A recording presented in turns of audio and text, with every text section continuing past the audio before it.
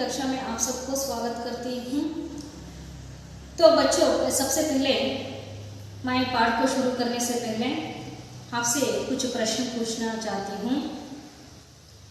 भारत में अधिक वर्षा होने वाले स्थानों के नाम बताइए। सबसे पहले आप कर्नाटक में अधिक वर्षा कहाँ होती है बताइए बच्चों। कर्नाटक में वर्षा अधिक कहाँ होती है? हाँ, बिल्कुल सही है, आगुंबे। कर्नाटक में आगुंबे में क्या होता है? अधिक वर्षा होती है। और भारत में अधिक वर्षा कहाँ होती है बताइए बच्चों। हाँ, बिल्कुल सही, चेरापूंजी में। विश्व में अधिक वर्षा कहाँ होती है बच्चों? हाँ, बिल्कुल सही उत्तर, मानसिनराम में विश्व में सबसे अधिक वर्षा होती है। तो आज हम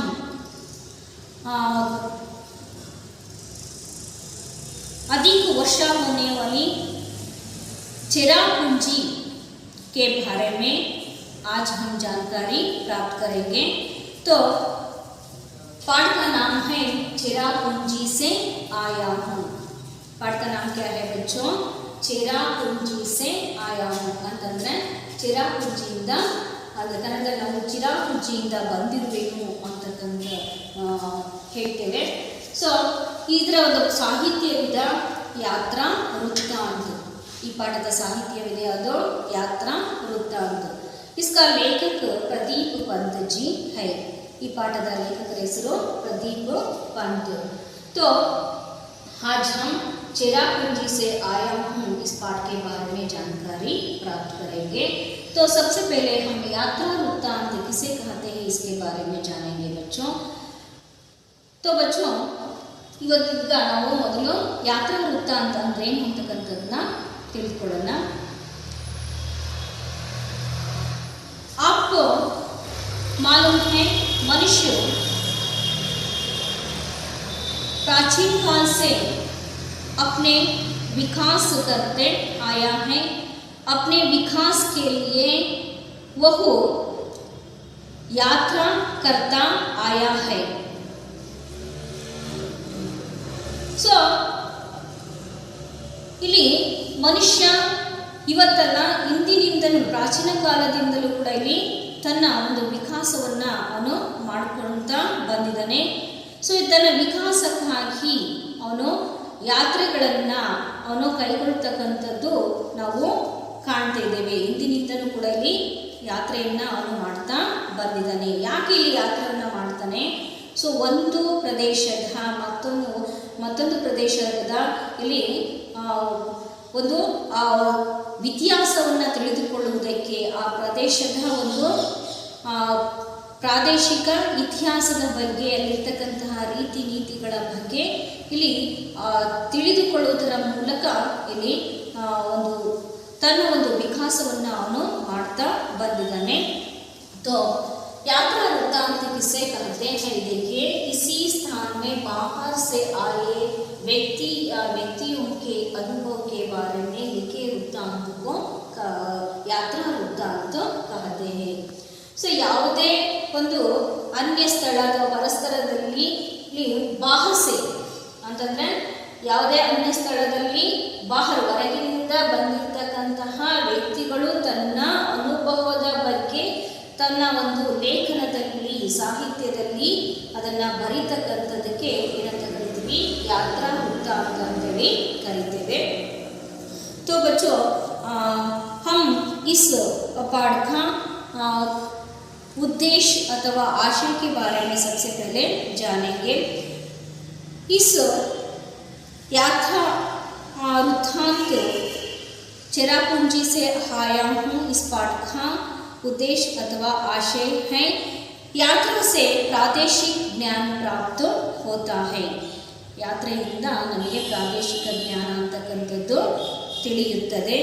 ಲೋಗೋं के रहन सहन प्राकृतिक सौंदर्य आदि का प्रत्यक्ष अनुभव मिलता है ಅಂತಂದ್ರೆ ಇಲ್ಲಿ ಜನರ ಅಲ್ಲಿರ್ತಕ್ಕಂತಹ ರೀತಿ ನೀತಿ ಪ್ರಾಕೃತಿಕ ಸೌಂದರ್ಯ ಇತ್ಯಾದಿಗಳ ಬಗ್ಗೆ ಪ್ರತ್ಯಕ್ಷ ಅನುಭವ ಅಂತಕ್ಕಂಥದ್ದು ಸಿಗುತ್ತದೆ.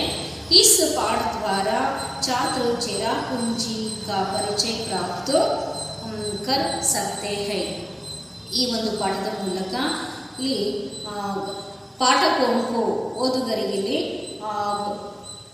ಚೆರಾಪುಂಜಿಯ ಬಗ್ಗೆ ತಿಳಿಸ್ಕೊಡ್ತಕ್ಕಂಥದ್ದೇ ಈ ಒಂದು ಪಾಠದ ಏನಾಗಿದೆ प्रमुख उद्देश्य आಗಿದೆ.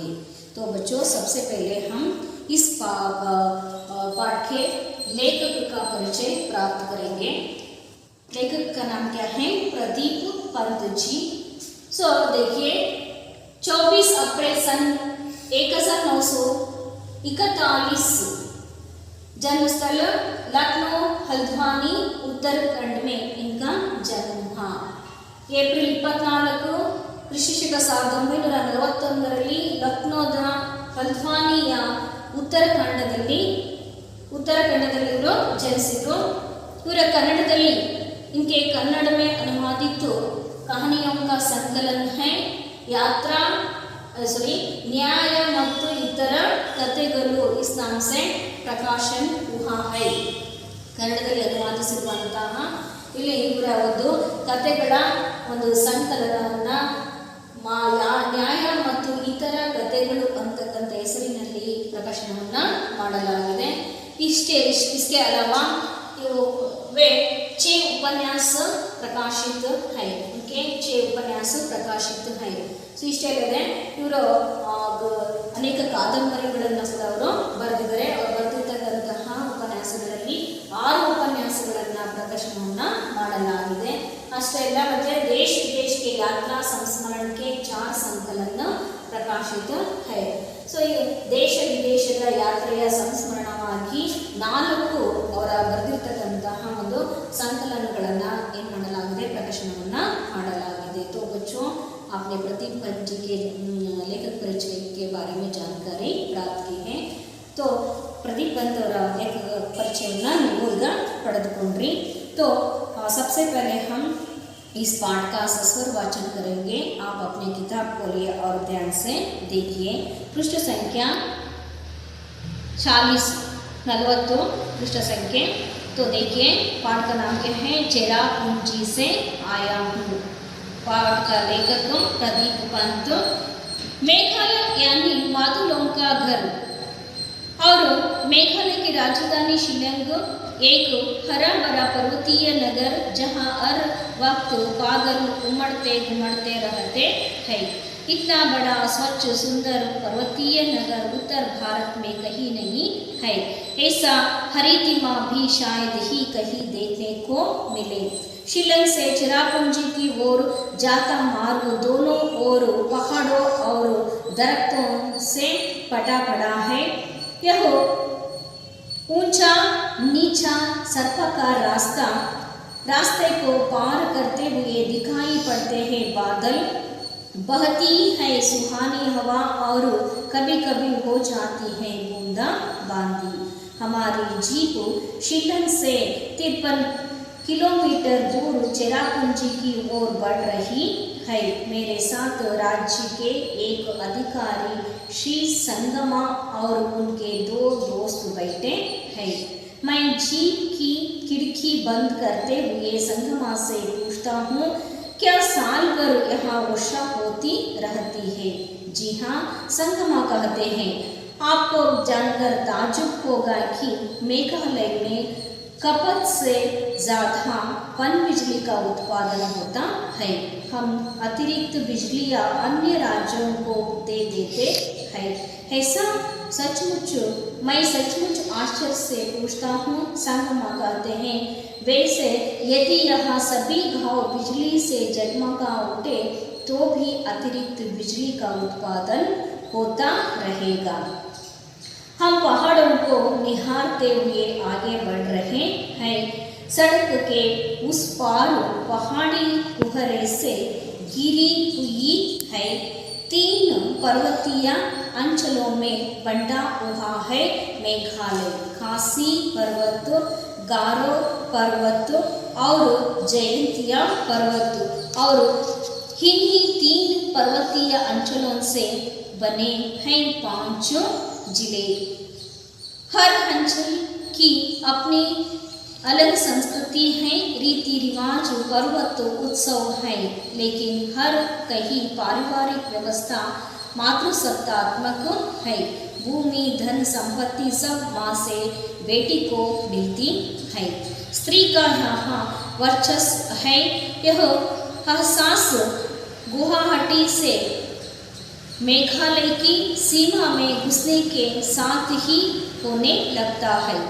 तमाम दुकानों पर स्त्रियां सौदा बेचती और बेहिचक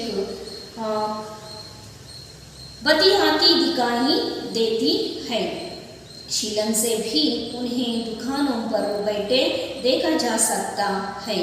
शायद यह स्थिति पूर्वोत्तर के अन्य राज्यों में भी है, भले ही वह मातृसत्तात्मक परिवार व्यवस्था न हो। कुछ साल पहले मणिपुरम की राजधानी इम्फाल में भी यही सब देखा था। स्त्रियों का पूरा बाजार ही है वहाँ, जिसे माइती बाजार कहते हैं, यानी माँ का बाजार। दिन भर सामान की बिक्री कर शाम को अपने अपने घर लौटती है। किसी प्रकार का वर्ग भेद नहीं, यानी अमीर घरों की स्त्रियां भी इस माइती बाजार में मिल जाएगी और गरीब घरों की स्त्रियां भी। तभी एक मोड़ निकलने पर चिरापुंजी का छोटा सा बाजार दिखाई पड़ता है और इस बाजार में भी दुकानों पर बैठी है महिलाएं। फिर चाहे दुकान फल सब्जियों की हो या चाय की, हम आगे बढ़ जाते हैं। तो बच्चों आज इतना ही काफ़ी है। अगले पीरियड में हम चिरापुंजी के बारे में और ज़्यादा जानकारी प्राप्त करेंगे। तो इस पाठ में आए हुए कुछ नए शब्दों के अर्थ को हम पहले जानेंगे। तो देखिए नए शब्दार्थ। उमड़ घुमड़ यानी कि चारों ओर से गिरना, चारों ओर से घिरना। और एक अर्थ है एकत्रित होना और एक अर्थ है छाना कहते हैं। तो उमड़ घुमड़ का अर्थ चारों ओर से गिरना, एकत्रित होना, छाना। कन्नಡದಲ್ಲಿ ಸುತ್ತಲೂ ಅಲ್ಲಿ ಆವರಿಸತಕ್ಕಂಥದ್ದು ಅಲ್ಲ, ಒಂದು ಕಡೆ ಹಾಕ್ತಕ್ಕಂಥದ್ದು, ಆವರಿಸುವುದು ಅಂತಂದರೆ ಸುತ್ತಲೂ ಸುತ್ತುವರೆದುಕೊಳ್ತಕ್ಕಂಥದ್ದು, ಆವರಿಸುವುದು ಅಂತೇಳಿ ಕನ್ನಡದಲ್ಲಿ ಹೇಳ್ತೇವೆ. ಹರಿತಿಮ ಏನಕ್ಕೆ ಹರಿಯಾಲಿ, ಹರಾಪನ್ ಅಂತಂದರೆ ಹಸಿರು, ಕನ್ನಡದಲ್ಲಿ ಹೇಳ್ತೀವಿ ಹಸಿರು ಅಂತೇಳಿ ನಾವು ಹೇಳ್ತೀವಿ. ದರತ್ ಏನಕ್ಕೆ ಪೇಡು, ವೃಕ್ಷ, ಕನ್ನಡದಲ್ಲಿ ಮರ, ವೃಕ್ಷ ಅಂತ ಹೇಳ್ತೀವಿ. ಪಟ ಏನಕ್ಕೆ ಬರ, ಕನ್ನಡದಲ್ಲಿ ನಾವು ತುಂಬಿದ ಅಂತೇಳಿ ಹೇಳ್ತೇವೆ. ಬರ ಏನಕ್ಕೆ ಪಟ ಅಂತಂದರೆ ಕನ್ನಡದಲ್ಲಿ ತುಂಬಿದ ಅಂತೇಳಿ ಹೇಳ್ತೇವೆ. बूंदाबांदी वर्षा बादलों से गिरने वाली जल की बूंदे। बूंदाबांदी यानी कि वर्षा बादलों से गिरने वाली जल की बूंदे। ವರ್ಷ ಅಂದರೆ ಎಲ್ಲ ಗೊತ್ತು, ಏನು ಮಳೆ. ಬಾದಲು ಅಂತಂದ್ರೇನು ಮೋಡಗಳು. ಇಲ್ಲಿ ಮೋಡಗಳಿಂದ ಬೀಳ್ತಕ್ಕಂತಹ ನೀರಿನ ಹನಿಗಳನ್ನು ಅಂತ ಕರಿತೀವಿ ಬೂಂದಾಬಾಂದಿ ಅಂತೇಳಿ ಕರಿತೀವಿ. तो ಕಪತ್ ಎನ್ಕಿ ಮಾಲ್ಕಿ ಬಿಕ್ರಿ ಅಂತಂದರೆ ಸಾಮಾನುಗಳನ್ನು ಮಾರಾಟವನ್ನು ಮಾಡ್ತಕ್ಕಂಥದ್ದಕ್ಕೆ ಇಲ್ಲಿ ಕಪತ್ ಅಂತೇಳಿ ಹೇಳ್ತೀವಿ. ಸೊ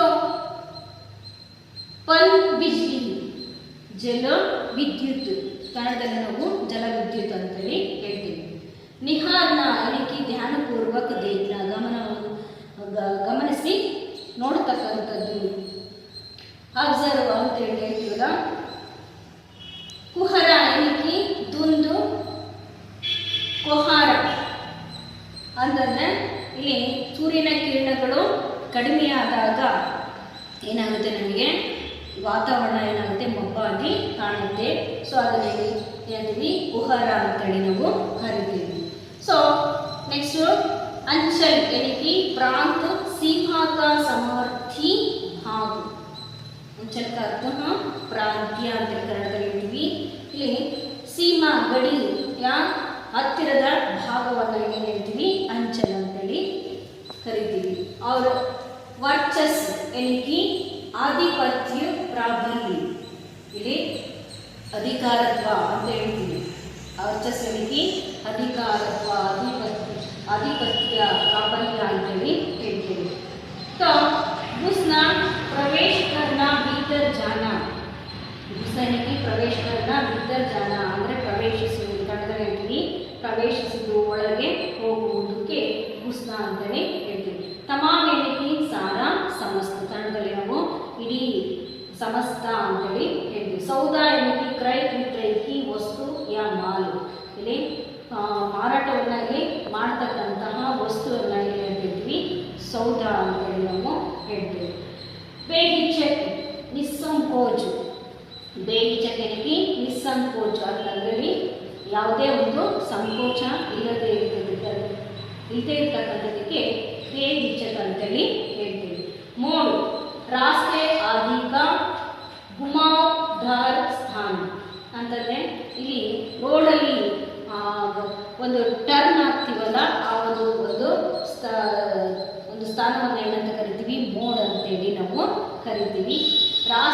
ರಸ್ತೆ ಇತ್ಯಾದಿಯ ಒಂದು ಗುಮಾದಾರ ಅಂದರೆ ತಿರುಗಿಸ್ಕೊಳ್ತಕ್ಕಂತಹ ಒಂದು ಸ್ಥಾನವನ್ನು ಇಲ್ಲಿ ನಾವು ಹೇಳ್ತೀವಿ ಮೋಡ್ ಅಂತೇಳಿ ನಾವು ಕರಿತೀವಿ. तो बच्चों आप इस पाठ में आएंगे कुछ नए शब्दों के अर्थ जान लेंगे. तो हम इस पाठ का सारांश देखेंगे बच्चों. मेघालय यानी बादलों का घर. मेघालय मेघा प्लस आलय.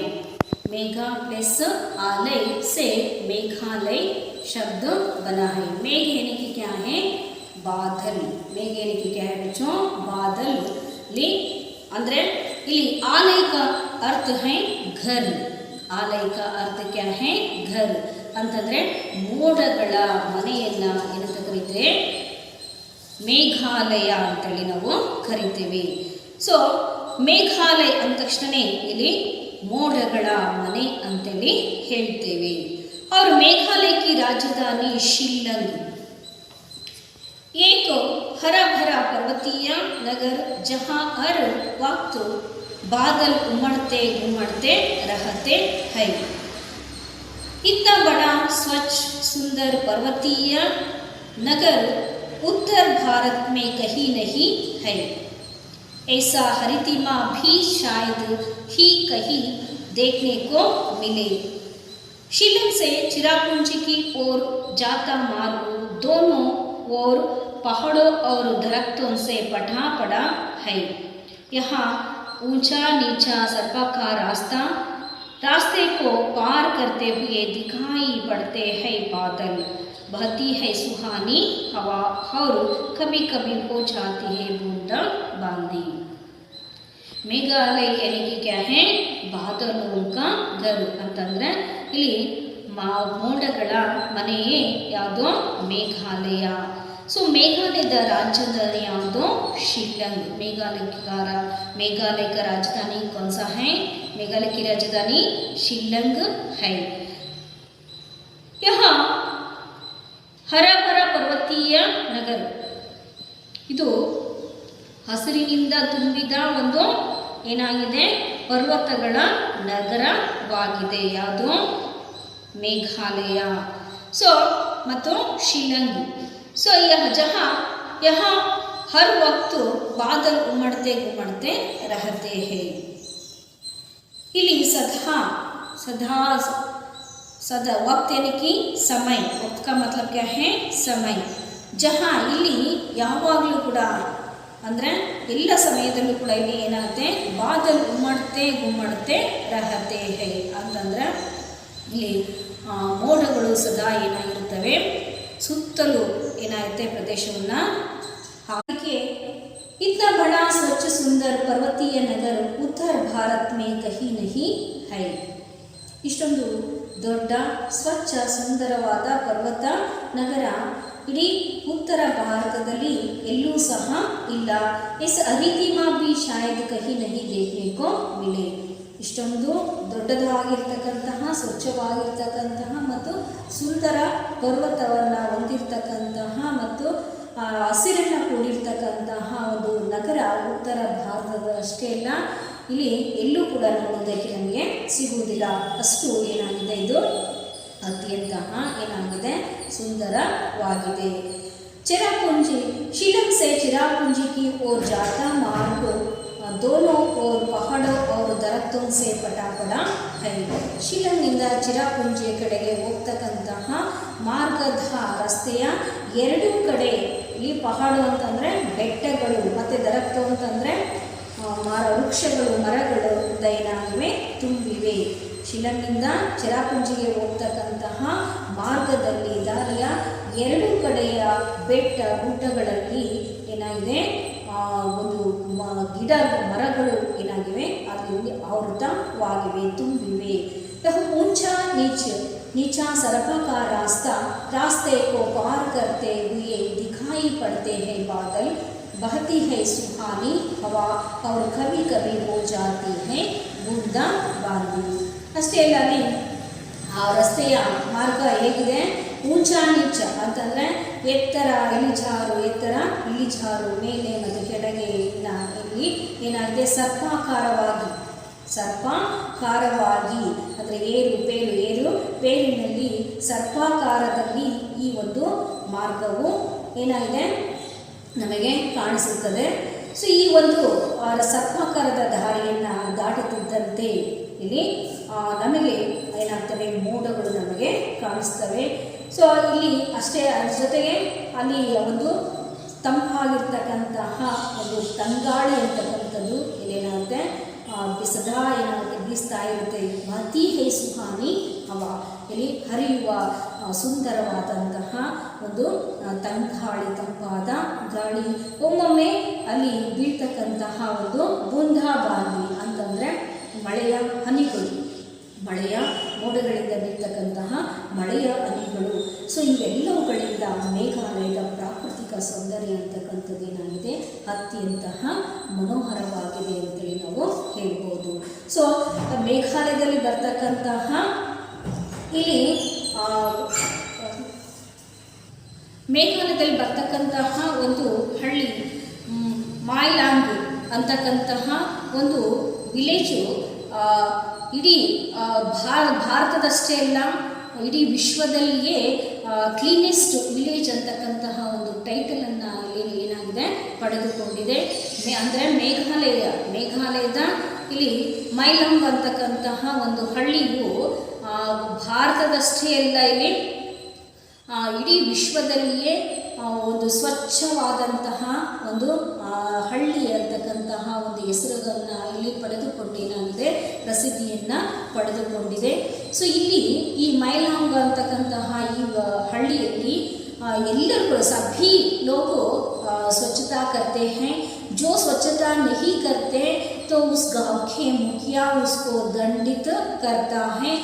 और जो यह प्रवासी लोग आते हैं, टूरिस्ट आते हैं, तो सो वे जो कचरा डालते हैं तो उसी से पैसे वसूल करके स्वच्छता कराया जाता है ಅಂತಂದಲ್ಲಿ ಇಲ್ಲಿ ಪ್ರತಿಯೊಬ್ಬರು ಕೂಡ ಇಲ್ಲಿ ಈ ಒಂದು ಹಳ್ಳಿಯಲ್ಲಿ ಮೈಲಾಂಗ್ ಅಂತಕ್ಕಂಥ ಈ ಹಳ್ಳಿಯಲ್ಲಿ ಪ್ರತಿಯೊಬ್ಬರು ಕೂಡ ಇಲ್ಲಿ ಏನಾಗುತ್ತೆ, ಕ್ಲೀನ್ನೆಸ್ಗೆ ಒಂದು ಮಹತ್ವವನ್ನು ಕೊಡ್ತಾರೆ.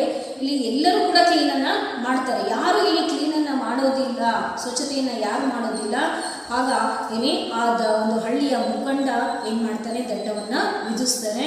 ಸೊ ಮತ್ತು ಟೂರಿಸ್ಟ್ಗಳು ಏನು ಹೋಗ್ತಾರೋ, ಪ್ರವಾಸಿಗರು ಏನು ಹೋಗ್ತಾರೋ, ಆ ಪ್ರವಾಸಿಗರು ಮಾಡಿದಂತಹ ಒಂದು ಏನನ್ನ ಕಸವನ್ನು ಇಲ್ಲಿ ತೆಗೆಯುವುದಕ್ಕೆ ಅವರಿಂದನೇ ಈ ಪೈಸೆಯನ್ನು ಹಣವನ್ನು ಇಲ್ಲಿ ವಸೂಲಿಯನ್ನು ಮಾಡಿಬಿಟ್ಟು ಸ್ವಚ್ಛತೆಯನ್ನು ಮಾಡಿಸಲಾಗುತ್ತದೆ. ಹೀಗೆ ಇಲ್ಲೇನಾಗಿದೆ, ಈ ಹಳ್ಳಿಯು ಸ್ವಚ್ಛತೆ ಏನಾಗಿದೆ, ಪ್ರಸಿದ್ಧಿಯನ್ನು ಪಡೆದುಕೊಂಡಿದೆ ಅಂತೇಳಿ ಇಲ್ಲಿ ಹೇಳ್ಬೋದು.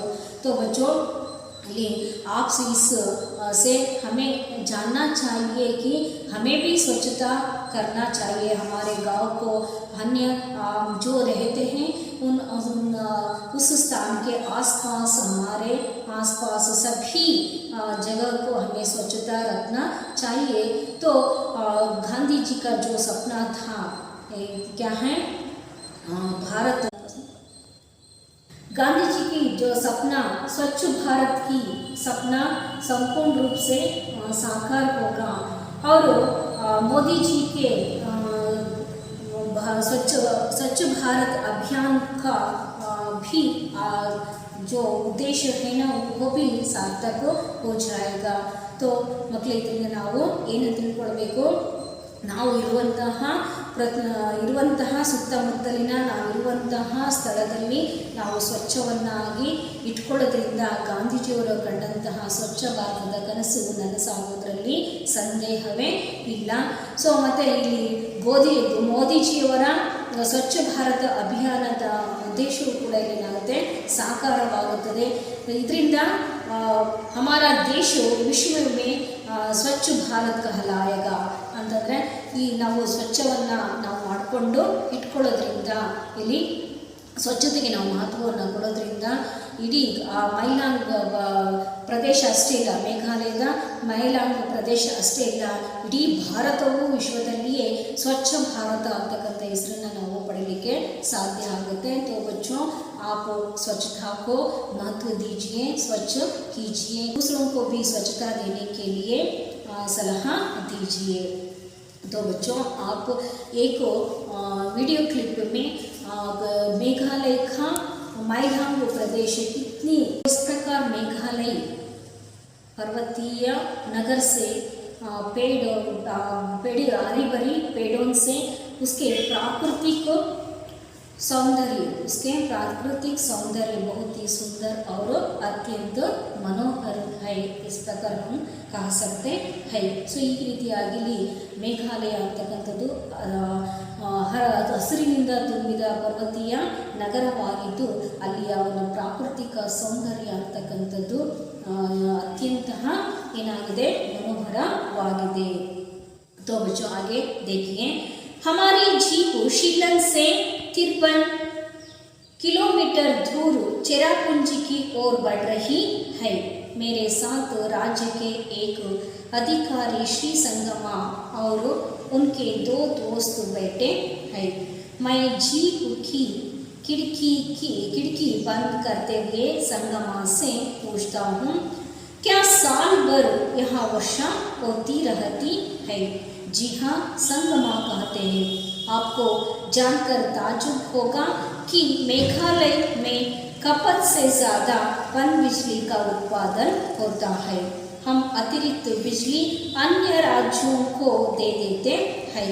ऐसा मैं सचमुच आश्चर्य से पूछता हूँ, संगमा कहते हैं. वैसे यदि यहाँ सभी गाँव बिजली से जगमगा उठे तो भी अतिरिक्त बिजली का उत्पादन होता रहेगा. ಇಲ್ಲಿ ಪ್ರದೀಪ್ ಪಂತ್ಜಿಯವರು ಲೇಖಕರು ಚೆರಾಪುಂಜಿಯನ್ನು ಇಲ್ಲಿ ನೋಡಲಿಕ್ಕೆ ಹೋಗಿರುವಂತಹ ಒಂದು ತಮ್ಮ ಅನುಭವವನ್ನು ಇಲ್ಲಿ ಹೇಳ್ತಾ, ನಮ್ಮ ಜೀಪು ಶಿಲಾಂಗ್ನಿಂದ, ಶಿಲಾಂಗ್ ಏನಿದು ಮೇಘಾಲಯದ ರಾಜಧಾನಿ, ಶಿಲಾಂಗ್ನಿಂದ 53 ಕಿಲೋಮೀಟರ್ ದೂರ ಇರ್ತಕ್ಕಂತಹ ಒಂದು ಪ್ರದೇಶ ಯಾವುದೋ ಚೆರಾಪುಂಜಿ ಕಡೆಗೆ ನಾವು ಹೊರಟೆವು. ಇಲ್ಲಿಗೆ ಹೊರಟರು ಲೇಖಕರು. ಶಿಲಾಂಗ್ನಿಂದ 53 ಕಿಲೋಮೀಟರ್ ದೂರದಲ್ಲಿರ್ತಕ್ಕಂತಹ ಚೆರಾಪುಂಜಿಯ ಕಡೆಗೆ ಅವರು ಹೊರಟರು.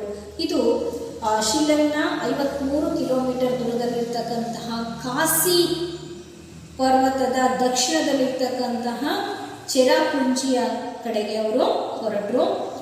सो उसके साथ कौन थे, उस राज्य के एक अधिकारी संगम श्री संगमा और उनके 2 दोस्त बैठे थे. और ಜೊತೆಗೆ ಯಾರಿದ್ರು, ಆ ರಾಜ್ಯದ ಒಬ್ಬ अधिकारी श्री संगमा, उस अधिकारी का नाम क्या है, श्री संगमा, ಮತ್ತು ಅವರ ಇಬ್ಬರು ಮಿತ್ರರು ಕುಳಿತುಕೊಂಡಿದ್ರು.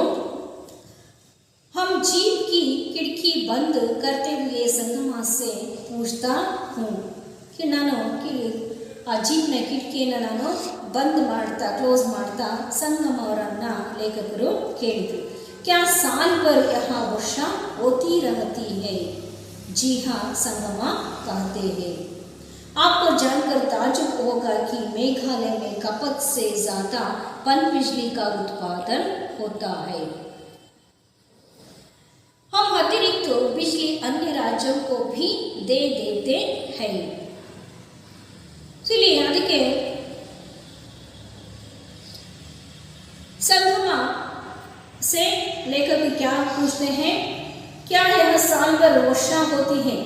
ಇಲ್ಲಿ ಇಡೀ ವರ್ಷ ಇಲ್ಲಿ ಮಳೆಯಾಗುತ್ತದೆಯಾ ಅಂತೇಳಿ ಲೇಖಕರು ಸಂಗಮ್ ಅವರನ್ನು ಕೇಳಿದರು. ಅದಕ್ಕೆ ಸಂಗಮ್ ಅವರು ಹೌದು, ನಿಮಗೆ ಇಲ್ಲಿ ಮೇಘಾಲಯದಲ್ಲಿ ಮಾಲ್ಗಳ ಮಾರಾಟಕ್ಕಿಂತ ಅಧಿಕವಾಗಿ ಪನ್ಬಿಜ್ಲಿಯ ಉತ್ಪಾದನೆ ಅಂತಕ್ಕಂಥದ್ದು ಆಗುತ್ತದೆ.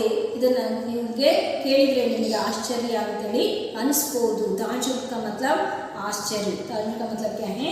ಆಶ್ಚರ್ಯ. ತೋ ನಿಮಗೆ ಈ ಮೇಘಾಲಯದಲ್ಲಿ ವಸ್ತುಗಳನ್ನು ಮಾರಾಟವಾಗುವುದಕ್ಕಿಂತ ಹೆಚ್ಚು ಇಲ್ಲಿ ಏನಾಗುತ್ತೆ, ಪನ್ಬಿಜ್ಲಿ ಜಲವಿದ್ಯುತ್, ಪನ್ಬಿಜ್ಲಿ ಕಾ ಮತ್ಲಬ್ ಕ್ಯಾ ಹೈ? ಜಲವಿದ್ಯುತ್ ಅಂತಕ್ಕಂಥದ್ದು ಉತ್ಪಾದನೆ ಆಗುತ್ತದೆ. ನಾವು ಇಲ್ಲಿ ಅತಿರಿಕ್ತ ರಾಜ್ಯಕ್ಕೂ ಎಷ್ಟು ಇಲ್ಲಿ ಜಲವಿದ್ಯುತ್ ಅಂತಕ್ಕಂಥದ್ದು ಉತ್ಪಾದನೆ ಆಗುತ್ತೆ ಅಂತಂದರೆ ನಮ್ಮ ರಾಜ್ಯದಲ್ಲಿ ಅಷ್ಟೇ ಅಲ್ಲ, ಇಲ್ಲಿ ಬೇರೆ ರಾಜ್ಯಗಳಿಗೂ ಕೂಡ ಇಲ್ಲಿ ನಾವು ಈ ಜಲವಿದ್ಯುತ್ತನ್ನು ಕೊಡುತ್ತೇವೆ ಅಂತೇಳಿ ಹೇಳ್ತಾರೆ. ಹೇಸ ಹಾಗ ಅಂತೇಳಿ ಯಾರೋ ಲೇಖಕರು ಹೇಳ್ತಾರೆ. ಮೈ ಸಚ್ಮುಚ್ ಆಶ್ಚರ್ಯ ಪೂಜ್ತಾ ಹೂಂ, ಹೌದಾ ಅಂತೇಳಿ ಲೇಖಕರು ಅತ್ಯಂತ ಆಶ್ಚರ್ಯದಿಂದ ಕೇಳಿದರು. संगमा कहते हैं, वैसे यदि हम सभी गांव बिजली से जगमगा उठे तो भी अतिरिक्त बिजली का उत्पादन होता रहेगा. ಅದಕ್ಕೆ ಸಂಗಮ್ ಅವರು ಹೌದು, ಇಲ್ಲಿ ನಮ್ಮ ಒಂದು ಮೇಘಾಲಯ, ಇಡೀ ಮೇಘಾಲಯದ ಎಲ್ಲ ಹಳ್ಳಿಗಳು ಕೂಡ ಇಲ್ಲಿ ವಿದ್ಯುತ್ತಿನಿಂದ ಇಲ್ಲಿ ಜಗಮಗಾಯಿಸಿದ್ರು. ಅಂದರೆ ವಿದ್ಯುತ್ ಉರಿದ್ರೂ ಕೂಡ ಇಲ್ಲಿ ವಿದ್ಯುತ್ ಬೆಳಗಿಸಿದ್ರು ಕೂಡ ನಾವು ಇನ್ನೂ ಅನ್ಯ ಬಿಸಿಲಿಯನ್ನು ವಿದ್ಯುತ್ತನ್ನು ನಾವು ಇನ್ನೂ ಉತ್ಪಾದನೆಯನ್ನು ಮಾಡ್ತೇವೆ ಅಂತ ಹೇಳ್ಬಿಟ್ಟು ಸಂಗಮ್ ಅವರು ಹೇಳ್ತಾರೆ. ತೋ ಬಚ್ಚೋ यहाँ सदा क्या होता है, बारिश बरसते रहता है. ಇಲ್ಲಿ ಸದಾ ಏನಾಗುತ್ತೆ, ಒಂದು ಬಾರಿಶ್ ಅಂತ ವರ್ಷ ಅಂತಕ್ಕಂಥದ್ದು ಸುರಿತಾ ಇರುತ್ತೆ.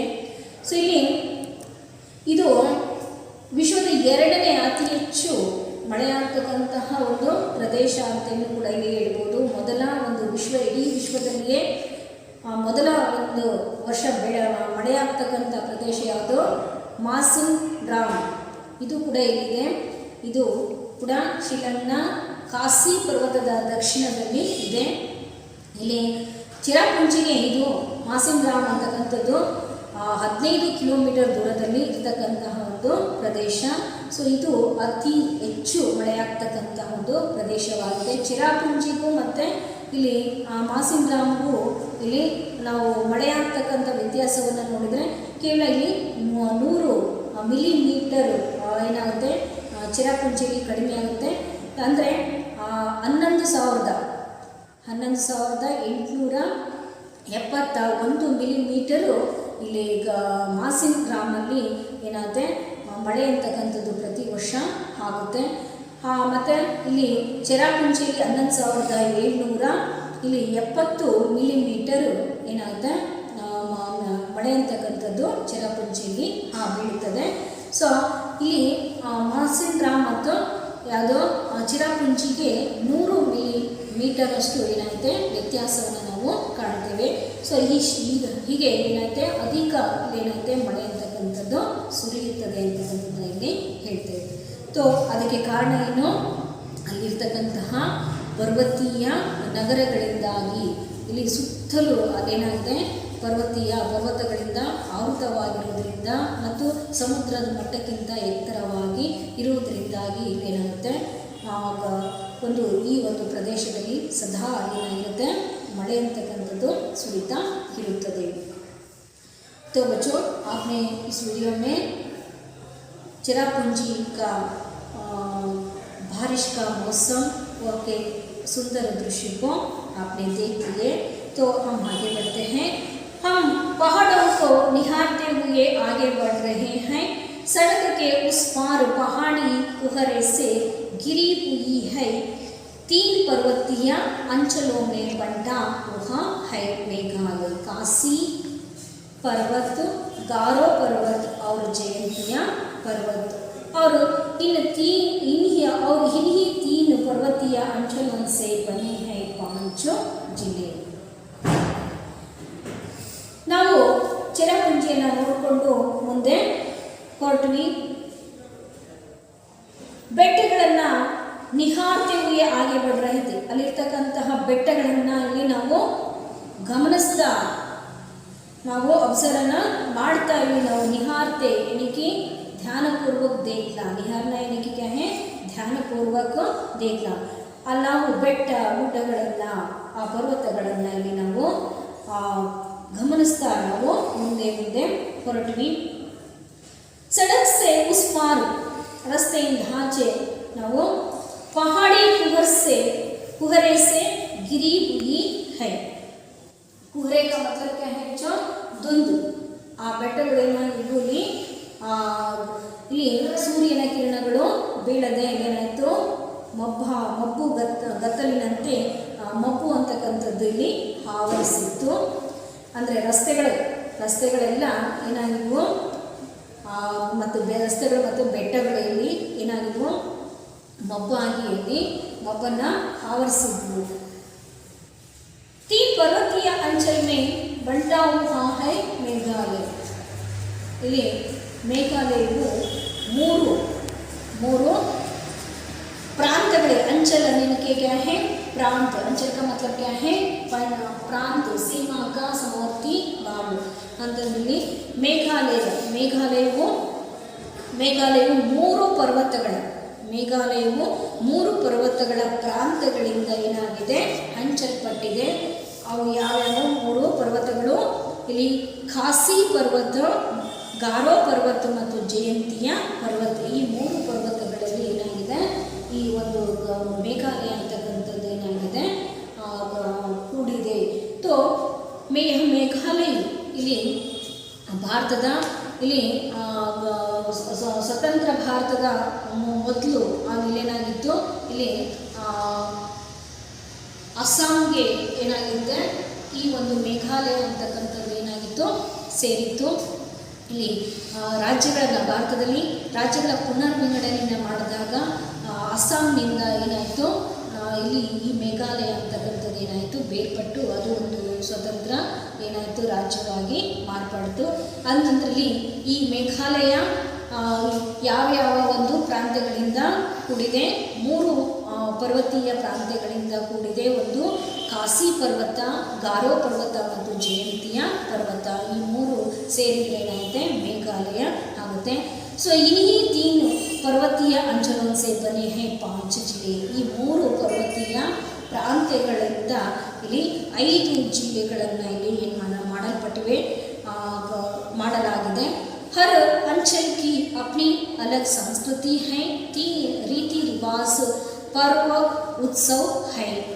लेकिन हर कहीं पारिवारिक व्यवस्था मातृसत्तात्मक है. भूमि, धन, संपत्ति सब माँ से बेटी को मिलती है. ಸೊ ಇಲ್ಲಿಯ ಪ್ರತಿಯೊಂದು ಪ್ರಾಂತ್ಯವೂ ತನ್ನದೇ ಆಗಿರ್ತಕ್ಕಂತಹ ಬೇರೆ ಬೇರೆ ಸಂಸ್ಕೃತಿಯನ್ನು ಹೊಂದಿವೆ. ಮತ್ತು ಅಲ್ಲಿ ಇರ್ತಕ್ಕಂತಹ ರೀತಿ ರಿವಾಜ್ ಅಂತಂದರೆ ಅವರಲ್ಲಿರ್ತಕ್ಕಂತಹ ಒಂದು ರೀತಿ ಸಂಪ್ರದಾಯ, ಆಚಾರ ವಿಚಾರಗಳು ಮತ್ತು ಅಲ್ಲಿ ಮಾಡ್ತಕ್ಕಂತಹ ಹಬ್ಬಗಳು, ಉತ್ಸವಗಳು ಏನಾಗಿವೆ ಬೇರೆ ಬೇರೆ ಆಗಿವೆ. ಆದರೆ ಎಲ್ಲೂ ಕೂಡ ಇಲ್ಲಿ ಏನಾಗಿದೆ ಪಾರಿವಾರಿಕ ಒಂದು ವ್ಯವಸ್ಥೆ ಏನಾಗಿದೆ ಮಾತೃಸತ್ತಾತ್ಮಕವಾಗಿದೆ. ಅಂತಂದರೆ ಇಲ್ಲಿ ಭೂಮಿ, ಧನ, ಸಂಪತ್ತಿ ಎಲ್ಲವೂ ಕೂಡ ಇಲ್ಲಿ ತಾಯಿಯಿಂದ ಮಗಳಿಗೆ ಏನಾಗುತ್ತದೆ ಸೇರುತ್ತದೆ.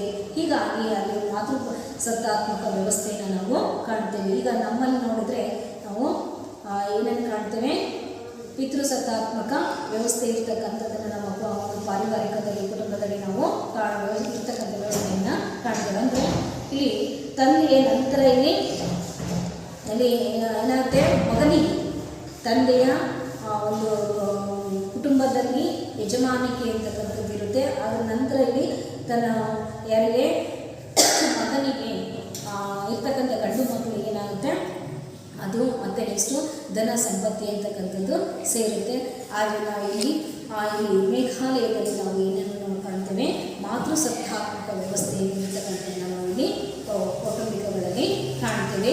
ಅಂದರೆ ಭೂಮಿ ಧನ ಸಂಪತ್ತಿ ಏನೇ ಇದ್ದರೂ ಕೂಡ ಇಲ್ಲಿ ತಾಯಿ ಮನೆಯ ಯಜಮಾನಿಯಾಗಿದ್ದು ಆ ತಾಯಿಯಿಂದ ಮಗಳಿಗೆ ಏನಾಗ್ತಾ ಹೋಗುತ್ತೆ, ಎಲ್ಲ ಸಂಪತ್ತು ಏನಾಗುತ್ತೆ ಸಿಗುತ್ತದೆ. ಈ ರೀತಿಯ ವ್ಯವಸ್ಥೆಯನ್ನು ನಾವು ಕಾಣ್ತೇವೆ. स्त्री का यहाँ वर्चस्व है, यहाँ एहसास गुवाहाटी से मेघालय की सीमा में घुसने के साथ ही होने लगता है. तमाम दुकानों पर स्त्रियां सौदा बेचती और बेहिचक बतियाती दिखाई देती है. ಇಲ್ಲಿ ವರ್ಚಸ್ಸು ಏನಕ್ಕೆ ಆಧಿಪತ್ಯ, ಇಲ್ಲಿ ಸ್ತ್ರೀಯರ ಒಂದೇನಿರುತ್ತೆ ಆಧಿಪತ್ಯ ಅಂತಕ್ಕಂಥದ್ದು, ಅಧಿಕಾರ ಅಂತಕ್ಕಂಥದ್ದು ಇಲ್ಲಿ ನಾವು ಕಾಣ್ತೇವೆ. ಸೊ ಈ ಒಂದು ವ್ಯವಸ್ಥೆ ಅಂತಕ್ಕಂಥದ್ದು ಗುವಾಹಟಿಯಿಂದ ಮೇಘಾಲಯದ ಒಂದು ಗಡಿಯಲ್ಲಿ ನಾವು ಒಳಗೆ ಸುಳಿದಂತೆ ಈ ಒಂದು ವ್ಯವಸ್ಥೆಯನ್ನು ನಾವು ಕಾಣಬಹುದಾಗಿದೆ. ತಮಾಮ್ ಏನಕ್ಕೆ ಕ್ಯಾ ಹೇ ಸಾರಾ, ಇಲ್ಲಿ ಇಡೀ ಎಲ್ಲ ಅಂಗಡಿಗಳಲ್ಲಿ ಸ್ತ್ರೀಯರ ವಸ್ತುಗಳನ್ನು ಇಟ್ಕೊಂಡ್ಬಿಟ್ಟು ಮಾರಾಟವನ್ನು ಮಾಡ್ತಕ್ಕಂತಹದ್ದು. ಮತ್ತು ಇಲ್ಲಿ ಬೇಹಿಚಕ್ ಬತಿಯಾತಿ ದಿಕಾಯಿ ದೇತಿ ಹೇ, ಮಾರಾಟವನ್ನು ಅಲ್ಲಿ ಯಾವುದೇ ಒಂದು ಸಂಕೋಚ ಇಲ್ಲದೆ, ಬೇಹಿಚಕನಿಕೆ ನಿಸ್ಸಂಕೋಚ, ಯಾವುದೇ ಒಂದು ಸಂಕೋಚವನ್ನು ಮಾಡಿಕೊಳ್ಳದೆ ಇಲ್ಲಿ ಪ್ರತಿಯೊಂದು ಅಂಗಡಿಯಲ್ಲೂ ಕೂಡ ಸ್ತ್ರೀಯರು ವಸ್ತುಗಳನ್ನು ಇಟ್ಕೊಂಡ್ಬಿಟ್ಟು ಮಾರಾಟವನ್ನು ಮಾಡ್ತಕ್ಕಂಥದ್ದನ್ನು ನಾವು ಕಾಣ್ತೇವೆ. ಶಿಲಂಗ್ में भी उन्हें दुकानों पर बैठे देखा जा सकता है. ಶಿಲಂಗಲ್ಲೂ ಕೂಡ ಇಲ್ಲಿ ಇದೇ ವ್ಯವಸ್ಥೆಯನ್ನು ಅಂಗಡಿಗಳಲ್ಲಿ ಸ್ತ್ರೀಯರೇ ಕುಳಿತು ವ್ಯಾಪಾರವನ್ನು ಅಲ್ಲಿ ಮಾಡ್ತಕ್ಕಂತಹ ಒಂದು ವ್ಯವಸ್ಥೆಯನ್ನು ನಾವು ನೋಡಬಹುದಾಗಿದೆ. शायद यह स्थिति पूर्वोत्तर के अन्य राज्यों में भी है, भले ही वहाँ मातृसत्तात्मक मणिपुरम के राजधानी इंफाल में भी यह सब देखा था. ಇದನ್ನು ನಾನು ಮಣಿಪುರದ ಪಹಲೆ ಮಣಿಪುರಕ್ಕೆ ಮಣಿಪುರದ ರಾಜಧಾನಿಯಾಗಿರ್ತಕ್ಕಂಥ ಇಂಫಾಲ್ನಲ್ಲಿ ಕೆಲವು ಹಿಂದೆ ನಾನು ಈ ಒಂದು ವ್ಯವಸ್ಥೆಯನ್ನು ನಾನು ನೋಡಿದ್ದೇನೆ. ಸೊ ಅಲ್ಲಿ ಸ್ತ್ರೀಯರು ಇಲ್ಲಿ ಏನಾಗಿದೆ, ಅಂಗಡಿಯಲ್ಲಿ ಕೂತ್ಕೊಂಡ್ಬಿಟ್ಟು ವ್ಯಾಪಾರವನ್ನು ಇಲ್ಲಿ ಮಾಡ್ತಕ್ಕಂಥದ್ದನ್ನು ನಾನು ನೋಡಿದ್ದೆ. ಆದರೆ ಅಲ್ಲಿ ಮಾತೃಸತ್ತಾತ್ಮಕ ಪಾರಿವಾರಿಕ ವ್ಯವಸ್ಥೆ ಅಂತಕ್ಕಂಥದ್ದು ಇಲ್ಲ. ಆದರೆ ಅಲ್ಲಿ ಸ್ತ್ರೀಯರು ಇಲ್ಲಿ ಮಾರಾಟವನ್ನು ಮಾಡ್ತಕ್ಕಂತಹ ಒಂದು ವ್ಯವಸ್ಥೆಯನ್ನು ನಾನು ನೋಡಿದ್ದೆ ಅಂತಕ್ಕಂಥ ಮಾತನ್ನು ಯಾರು ಲೇಖಕರು ಪ್ರದೀಪ್ ಪಂಚ ಅಲ್ಲಿ ಪೂರಕಪುರ ಇಡೀ ಒಂದು ಬಾಜಾರ್ ಅಂತಂದರೆ ಮಾರುಕಟ್ಟೆ, ಅಲ್ಲಿ ಇಡೀ ಪೂರ ಮಾರುಕಟ್ಟೆ ಅಂತಕ್ಕಂಥದ್ದು ಇಲ್ಲೇನೈತೆ ಸ್ತ್ರೀಯರಿಂದ ತುಂಬಿರುತ್ತೆ. ಸೊ ಅದನ್ನು ಏನಂತ ಕರಿತೀವಿ, ಮಾಹಿತಿ ಬಾಜಾರ್ ಅಂತೇಳಿ ಕರಿತೀವಿ. ಏನಕ್ಕೆ ಮಾಕಾ ಬಾಜಾರ್, ಮಾಹಿತಿ ಬಾಜಾರ್ का अर्थ है ತಾಯಿಯ ಮಾರುಕಟ್ಟೆ. ಮಾಹಿತಿ ಬಾಜಾರ್ का अर्थ क्या है, ಮಾಕಾ ಬಾಜಾರ್. ಕನ್ನಡದಲ್ಲಿ ನಾವಲ್ಲಿ ತಾಯಿಯ ಮಾರುಕಟ್ಟೆ ಅಂತೇಳಿ ನಾವು ಕರಿತೀವಿ. दिन भर सामान की बिक्री कर शाम को अपने अपने घर लौटती है. किसी प्रकार का वर्ग भेद नहीं, यानी अमीर गरीबों घरों की स्त्रियां भी इस माइती बाजार में मिल जाएगी और गरीब घरों की स्त्रियां भी.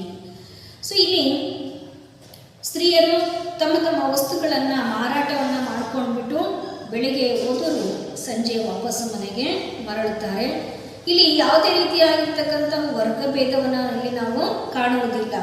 ಅಂದರೆ ಎಲ್ಲ ಅಮೀರ್ ಅಂತಂದರೆ ಶ್ರೀಮಂತ ಮನೆಯ ಸ್ತ್ರೀಯರು ಮತ್ತು ಇಲ್ಲಿ ಬಡ ಕುಟುಂಬದಲ್ಲಿರ್ತಕ್ಕಂಥ, ಗರೀಬ್ ಅಂತಂದ್ರೇನು ಬಡವ. ಸೊ ಇಲ್ಲಿ ಬಡ ಕುಟುಂಬದಲ್ಲಿರ್ತಕ್ಕಂತಹ ಸ್ತ್ರೀಯರು ಎಲ್ಲರೂ ಕೂಡ ಇಲ್ಲಿ ಸೇರಿಬಿಟ್ಟು ಅಲ್ಲಿ ಏನು ಮಾಡ್ತಾರೆ, ವ್ಯಾಪಾರವನ್ನು ಮಾಡ್ತಾರೆ. तभी एक मोड़ निकलने पर चिरापुंजी का छोटा सा बाजार दिखाई पड़ता है और इस बाजार में भी दुकानों पर बैठी है महिलाएं. फिर चाहे दुकान फल सब्जियों की हो या चाय की, हम आगे बढ़ जाते हैं. ಚಿರಪುಂಜಿಯಿಂದ ಮುಂದೆ ಒಂದು ಟರ್ನ್ ಆದರೆ, ಮಾರ್ಗದಲ್ಲಿ ರಸ್ತೆಯ ಒಂದು ಟರ್ನನ್ನು ಅಲ್ಲಿ ಮಾಡಿಕೊಂಡ್ರೆ ಒಂದು ಚಿಕ್ಕದಾಗಿರ್ತಕ್ಕಂತಹ ಬಾಜಾರ್ ಅಂತಕ್ಕಂಥ ಮಾರುಕಟ್ಟೆ, ಮತ್ತೊಂದು ಮಾರುಕಟ್ಟೆ ಅಲ್ಲಿ ಕಾಣಿಸುತ್ತೆ. ಅಲ್ಲಿ ಬಾಜಾರ್ನಲ್ಲಿ ಎಲ್ಲ ಅಂಗಡಿಗಳಲ್ಲೂ ಕೂಡ ಇಲ್ಲಿ ಸ್ತ್ರೀಯರು ಕುಳಿತಿರ್ತಕ್ಕಂಥದ್ದನ್ನು ನಾವು ಕಾಣ್ತೇವೆ. ಸೊ ಅಲ್ಲಿ ಒಂದು ಚಾಯ್ ಅಂಗಡಿ ಆಗಿರ್ಬೋದು, ಅಥವಾ ಒಂದು ಫಲ್ ಸಬ್ಜಿಯೋ ಅಂತಂದರೆ ಹಣ್ಣಿನ ಅಂಗಡಿ, ಅಥವಾ ಇಲ್ಲಿ ತರಕಾರಿ ಅಂಗಡಿ ಆಗಿರ್ಬೋದು, ಎಲ್ಲ ಒಂದು ಅಂಗಡಿಗಳಲ್ಲೂ ಕೂಡ ಇಲ್ಲಿ ಸ್ತ್ರೀಯರು ಕುಳಿತಿರ್ತಕ್ಕಂಥದ್ದನ್ನ ಇಲ್ಲಿ ನಾವು ನೋಡ್ಬೋದಾಗಿದೆ. ಸೊ ಇದನ್ನು ನಾವು ನೋಡ್ಕೊಂಡ್ಬಿಟ್ಟು ನಾವು ಹಾಗೆ ಬಡ್ಜಾತೆ ಅದನ್ನು ನೋಡ್ಕೊಂಡು ನಾವು ಮುಂದೆ ಹೊರಟ್ವಿ ಅಂತದನ್ನ ಮುಂದಿನ ತರಗತಿಯಲ್ಲಿ ಚಿರಾಪುಂಜಿಯ ಬಗ್ಗೆ ಇಲ್ಲಿ ಅಲ್ಲಿಯ ಪ್ರದೇಶ ವರ್ಣಗಳ ಬಗ್ಗೆ ಮತ್ತಷ್ಟು ಮಾಹಿತಿಯನ್ನು ನಾವು ಮುಂದಿನ ತರಗತಿಯಲ್ಲಿ ತಿಳಿದುಕೊಳ್ಳೋಣ. तो बच्चों, इस पाठ में आए हुए कुछ प्रश्नों के उत्तर हम देखेंगे. किस राज्य को बादलों का घर कहते हैं? बताइए बच्चों, किस राज्य को बादलों का घर कहते हैं? बताइए बच्चों. हाँ, बिल्कुल सही उत्तर, मेघालय को बादलों का घर कहा जाता है. तो मेघालय की राजधानी कौन सा है? मेघालय की राजधानी का नाम बताइए. मेघालय की राजधानी नाम क्या है? हाँ, बिल्कुल सही उत्तर, मेघालय की राजधानी शिल्लंग है. मेघालय की राजधानी शिल्लंग है. तो बच्चों, जीप में लेखक के साथ और कौन बैठे हैं? जीप में लेखक के साथ और कौन बैठे हैं? बताइए बच्चों. हाँ, बिल्कुल सही उत्तर, शिल्लंग के एक अधिकारी और उनके 2 दोस्त बैठे थे. बिल्कुल सही उत्तर, जीप में कौन बैठे थे? शिल्लंग के एक अधिकारी, उसका नाम क्या है? श्री संगमा. उसका नाम क्या है बच्चों? श्री संगमा और उनके 2 दोस्त बैठे थे. तो मेघालय के 3 पर्वतीय अंचलों का नाम बताइए बच्चों. मेघालय के 3 पर्वतीय अंचलों का नाम बताइए बच्चों. हाँ, बिल्कुल सही उत्तर, खासी पर्वत, गारो पर्वत और जयंतिया पर्वत. बिल्कुल सही उत्तर, मेघालय के 3 पर्वतीय अंचलों का नाम है गारो पर्वत, खासी पर्वत और जयंतिया पर्वत. तो बिजली उत्पादन के बारे में संगमा क्या कहते हैं? बिजली उत्पादन के बारे में श्री संगमा जी क्या कहता है बच्चों, बताइए. हाँ, बिल्कुल सही उत्तर, आपको जानकर ताज्जुब होगा कि मेघालय में खपत से ज़्यादा वन बिजली का उत्पादन होगा. हम अतिरिक्त बिजली अन्य राज्यों को दे देते हैं. इस प्रकार श्री संगमा जी ने बिजली के उत्पादन के बारे में बताते हैं. और माहिती बाजार के बारे में बताइए. माहिती बाजार के बारे में बताइए बच्चों. हाँ, बताइए. हाँ, बिल्कुल सही उत्तर, माहिती बाजार यानी कि माँ का बाजार. माहिती बाजार यानी कि क्या है बच्चों?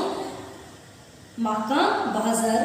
दिन भर यहाँ वाली स्त्रियाँ सामान को बिखेरकर शाम को यहाँ पर अपने अपने घर लौटती हैं.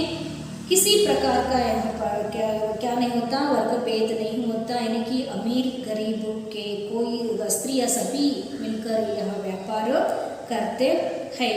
तो इस प्रकार ಇಲ್ಲಿ ಮಾಹಿತಿ बाजार होता है। तो यह व्यवस्था क्या है, मेघालय में है। ಈ ವ್ಯವಸ್ಥೆ ಎಲ್ಲಿದೆ, ಮೇಘಾಲಯದಲ್ಲಿ ಇದೆ ಅಂತ ನಾವು ಕಾಣ್ತೇವೆ। तो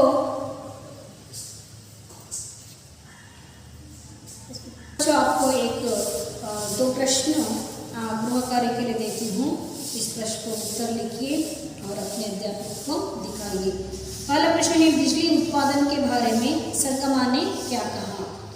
पहला प्रश्न है, बिजली उत्पादन के बारे में संगमा ने क्या कहा। और दूसरा प्रश्न, माहिती बाजार के बारे में 3 वाक्य लिखिए। माहिती बाजार में के बारे में 3 वाक्य लिखिए। दूसरा प्रश्न, माहिती बाजार के बारे में 3 वाक्य लिखिए। तो बच्चों, हम अगले पीरियड में चेरापूंजी के बारे में और ज़्यादा जानकारी हासिल करेंगे। आज की कक्षा को मैं यही समाप्त करती हूँ। अगली कक्षा में फिर मिलेंगे, तब तक के लिए।